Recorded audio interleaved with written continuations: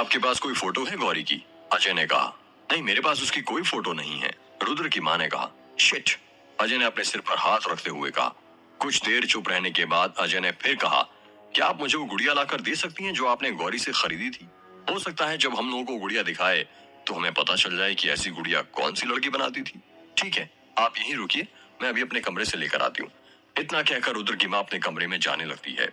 थोड़ी देर बाद रुद्र की माँ वो गुड़िया लेकर आती है और अजय को देने लगती है, पर तभी अर्जुन उस गुड़िया को रुद्र की माँ के हाथ से ले लेता है और उस गुड़िया को घूरने लगता है। वो गुड़िया कपड़ों से बनाई गई थी। उसकी छोटी छोटी 2 ब्राउन रंग की चोटी थी। उस गुड़िया ने लाल रंग की फ्रॉक पहनी हुई थी। क्या हुआ अर्जुन, ऐसे क्या देख रहे हो गुड़िया में? अजय ने कहा। कुछ नहीं, मुझे बस ये बहुत अच्छी लगी, पहली बार इतनी सुंदर गुड़िया देख रहा हूँ। अर्जुन ने हड़बड़ाहट में कहा। अच्छा, पर अब तुम्हारी इजाजत हो तो क्या मैं इस गुड़िया को देख सकता हूँ? हाँ, क्यों नहीं, अब आपको ही तो इसका ख्याल रखना है, संभाल कर रखिएगा। अर्जुन ने अजय के हाथों में गुड़िया देते हुए कहा। तुम्हारे कहने का मतलब क्या है?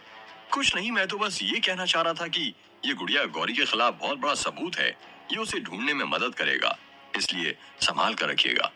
अब आप हमारे साहब को सिखाएंगे कि कौन सी चीज संभाल कर रखनी चाहिए और कैसे? माखनलाल ने कहा। अरे मैं तो बस बता रहा था, रुद्र की माँ ने मुद्दे को बदलते हुए कहा। अरे अजय बेटा, तुम बहुत देर से आए हो, कुछ ठंडा गरम लोगे? जी नहीं आंटी, इसकी कोई जरूरत नहीं है, अब हम चलते हैं। जो पता आपने बताया है हम वहां पर जाकर देखते हैं, हो सकता है गौरी के बारे में कुछ और पता चल जाए। ठीक है बेटा, रुद्र की माँ ने कहा। अजय और माखनलाल वहां से चले जाते हैं। घर के सभी लोग हॉल के कमरे से जाने लगते हैं। तभी अनन्या अर्जुन के पास जाती है और उससे पूछती है, यार सही बता, तू उस गुड़िया में क्या देख रहा था? कुछ भी तो नहीं। देख, मुझसे झूठ मत बोल, मुझे पता है तू कुछ तो देख रहा था। बता ना यार, मैं किसी से नहीं कहूंगी। ठीक है बताता हूँ, पर इस घर में ये बात किसी से मत कहना, वरना वो लोग और डर जाएंगे। ठीक है, नहीं कहूंगी, पर पहले तू बता तो, मैक्सिको में एक आइलैंड है जिसे शैतानी गुड़ियों का आइलैंड कहा जाता है। वहाँ पेड़ों पर, जमीन पर, पानी में, घास में, हर जगह आपको गुड़िया ही गुड़िया नजर आएंगी। कहते हैं रात में उन गुड़ियों में जान आ जाती है और वो अपने आप चलने लगती हैं। उस आइलैंड की सारी गुड़िया एक छोटी बच्ची की आत्मा की गिरफ्त में है, जिसकी कई सालों पहले आकस्मिक मृत्यु हो गई थी। बहुत साल पहले की बात है। उस आइलैंड का जो गार्ड था, उसको पानी में तैरती अचेत अवस्था में एक बच्ची मिली थी, लेकिन बच्ची की हालत बेहद खराब होने की वजह से उस बच्ची को कोई बचा नहीं पाया। बच्ची की मौत के कुछ दिनों बाद ही उस गार्ड को पानी में तैरती एक गुड़िया मिली। उसने उस गुड़िया को बच्ची गुड़िया समझकर उसे पेड़ पर लटका दिया। उसके बाद उस गार्ड को हर रोज कभी 1, कभी 2, कभी 3, कभी 4 पानी पर तैरती मिलती रही। वो उन्हें उठाता और अलग पेड़ों पर लटका देता। ऐसे में वो आइलैंड गुड़ियाओं से भर गया और एक रोज उस गार्ड की लाश लोगों को पानी के ऊपर तैरती हुई मिली। उसकी लाश के पास बहुत सारी गुड़ियाओं का ढेर था। लोगों का कहना था कि उसकी जान उन गुड़ियाओं ने ली है। तुम्हें पता है अनन्या, गौरी ने आंटी जी को जो गुड़िया बेची थी वो बिल्कुल वैसी गुड़िया थी जैसी उस आइलैंड पर है। मतलब तुम ये कहना चाहते हो कि वो गुड़िया वो वाले आइलैंड की है? नहीं अनन्या, मैं ये कहना चाहता हूँ कि वैसी ही दिखने वाली गुड़िया बनाई गई ताकि आंटी जी पर कोई काला जादू कर सके और उन्हें अपने वश में कर सके। मतलब तुम ये कहना चाहते हो कि गौरी आंटी जी पर काला जादू करके उन्हें अपने वेश में करना चाहती थी? मैं पूरे सिक्योरिटी के साथ तो नहीं कह सकता, पर हाँ, मुझे जितना लगता है उसके हिसाब से गौरी उन पर काला जादू करके उनको अपने वश में करना चाहती थी। वरना तुम ही सोचो, ऐसी कौन सी माँ इतनी जल्दी अनजान लड़की से अपने बेटे की शादी कराने के लिए तैयार हो जाएगी? अगर गौरी को आंटी जी को वश में करके रुद्र से शादी ही करनी थी तो सब तो उसके मुताबिक ही हो रहा था। फिर वो शादी वाले दिन गायब क्यों हो गई थी? ये तो मेरी समझ में नहीं आ रहा आयशा कि शादी वाले दिन ऐसा क्या हुआ कि वो गायब हो गई। ये गौरी मेरे लिए एक पहेली बन गई है जो सुलझ नहीं रही बल्कि उलझ रही है और आगे चलकर ये और उलझेगी। अनन्या जरा यहाँ पर आना। तन्वी के ऊपर वाले कमरे से आवाज आती है। आती हूँ, अनन्या ने चिल्लाकर जवाब दिया। चल मैं चलती हूँ, इस मुद्दे पर बाद में बात करते हैं। अनन्या ने ऊपर वाले कमरे में जाते हुए अर्जुन से कहा। शाम के 4 बज रहे थे। समीर रुद्र के कमरे में अपना कैमरा देख रहा था। तभी वहां पर पीयूष आ जाता है और उसके कंधे पर हाथ रखते हुए कहता है, क्या कर रहा है तू? कुछ नहीं यार, बस फोटोज देख रहा था। मुझे भी दिखाना। हाँ देख तू भी। समीर ने पीयूष को कैमरे के अंदर की फोटो दिखाते हुए कहा। यार ये तो ट्रेन के अंदर की फोटोज है ना, जब हम यहाँ आ रहे थे तब की? हाँ वही है। देख मोटे, ट्रेन के अंदर भी तू चिप्स ठूस रहा था। कितना खाता है यार तू। भाई अब क्या करूं, बस जीभ ललचा जाती है खाने की चीज को देखकर। पीयूष और समीर बात ही कर रहे थे कि तभी अर्जुन, रुद्र, अनन्या और तन्वी भी वहां पर आ जाते हैं। क्या देख रहे हो तुम दोनों? अनन्या ने कहा। अरे कुछ नहीं, बस फोटोज देख रहे हैं। अरे वाह, मुझे भी दिखाओ ना, अनन्या ने कहा। मुझे भी देखनी है, तन्वी ने कहा। अरे सब लोग आ जाओ, एक साथ मिलकर देखते हैं, समीर ने कहा। सभी लोग कैमरे के अंदर की फोटोज देखने लगते हैं। वो लोग फोटो देख ही रहे थे कि तभी वहां पर राम काका झाड़ू लेकर आ जाते हैं और कहते हैं, बेटा आप लोग एक साइड हो जाओगे, मुझे झाड़ू लगानी है। सभी लोग पलंग पर बैठ जाते हैं और राम काका झाड़ू लगाने लगते हैं। अरे ये फोटो तो गोंदिया स्टेशन की है ना, अनन्या ने कहा। हाँ वहां की है, जब हम उतरे थे तब मैंने खींची थी, समीर ने कहा। वाह यार, बहुत अच्छी फोटो खींची है तूने, तो रुद्र ने कहा। समीर कैमरे की फोटो पलटने लगता है, तभी अर्जुन कहता है, अरे ये फोटो तो दरवाजे की है ना, जो मेघ गांव की प्रारंभिक सीमा पर बना हुआ है। हाँ ये वही है शायद, हाँ ये वही है, याद है मैं नीचे उतर रहा था और तूने मुझे रोक दिया था, समीर ने कहा। राम काका वहीं पर झाड़ू लगा रहे थे।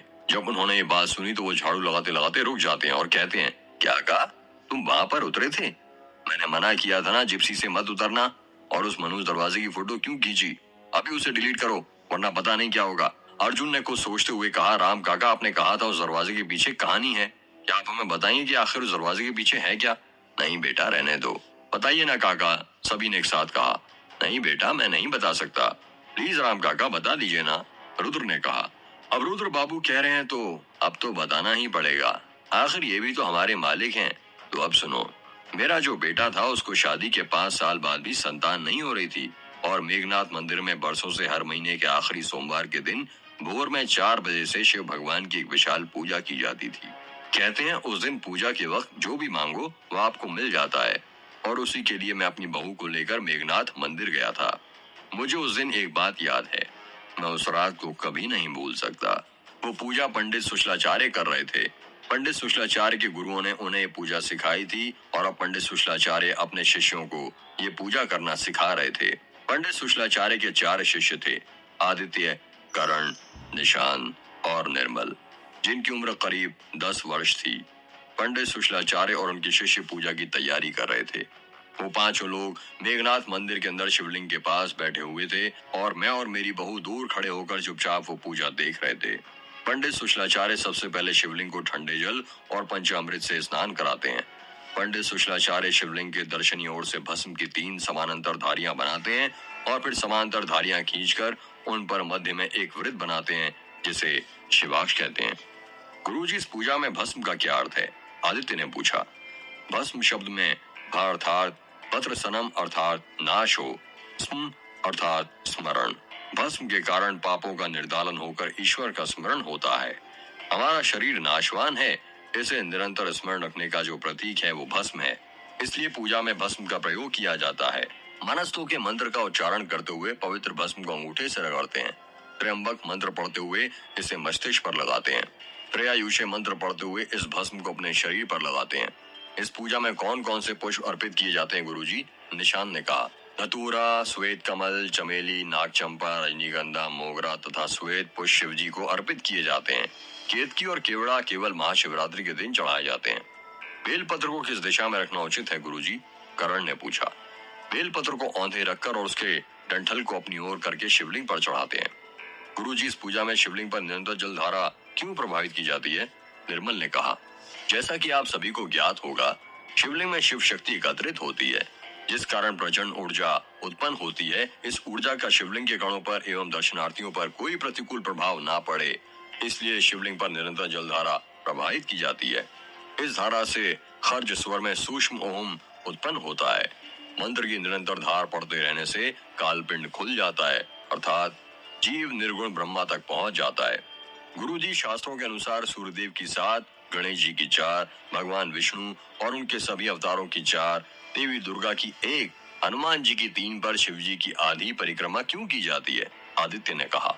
शिव जी की आधी परिक्रमा इसलिए की जाती है क्योंकि इस संबंध में हमारे पुराणों में मान्यता है कि जलधारी को लांघना नहीं चाहिए। जलधारी तक पहुंचकर परिक्रमा को पूर्ण मान लिया जाता है। भगवान की परिक्रमा हमेशा दाहिने हाथ की ओर से शुरू करनी चाहिए, क्योंकि प्रतिमाओं में मौजूद सकारात्मक ऊर्जा उत्तर से दक्षिण की ओर प्रभावित होती है, और बाएं हाथ की ओर से परिक्रमा करने पर इस सकारात्मक ऊर्जा से हमारे शरीर का टकराव होता है। इस वजह से परिक्रमा का लाभ नहीं मिल पाता है। परिक्रमा करते वक्त हमें कौन से मंत्र का जाप करना चाहिए गुरुजी? निशान ने पूछा। यानी कानी न पापानी जन्मांतर कृतानि च, तानि सर्वाणि नश्यन्तु प्रदक्षिणे पदे पदे, अर्थात जाने अनजाने में हमारे द्वारा किए गए और पूर्व जन्मों के सारे पाप प्रदक्षिणा के साथ साथ नष्ट हो जाएं। परमेश्वर मुझे सद्बुद्धि प्रदान करे। पंडित सुशलाचार्य अपने चारों शिष्यों के साथ खड़े होते हैं और शिवलिंग की परिक्रमा करने लग जाते हैं। परिक्रमा समाप्त होने के बाद वो अपने शिष्यों के साथ शिवलिंग के सामने नतमस्तक हो जाते हैं। पंडित सुशलाचार्य दूध से भरा पात्र अपने हाथ में उठाते हैं और शिवलिंग पर चढ़ाने लग जाते हैं। दूध को जैसे ही शिवलिंग पर चढ़ाया जाता है, उस दूध में से दुर्गंध आने लग जाती है। उस दूध में से ऐसी दुर्गंध आ रही थी जैसे किसी मरे हुए इंसान की लाश में से आती है।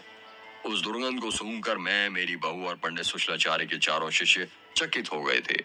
ये क्या हो रहा है? गुरुजी, ताजे दूध में से मरे हुए इंसान की गंध कैसे आने लगी? करण ने कहा। कहीं हमसे पूजा करने में कोई गलती तो नहीं हो गई है? निर्मल ने कहा। नहीं पुत्र, गलती हमसे नहीं, गलती तो सरपंचों से हुई है। इतना कहकर पंडित सुशलाचार्य अपनी आंखें बंद कर लेते हैं और समाधि में लीन हो जाते हैं।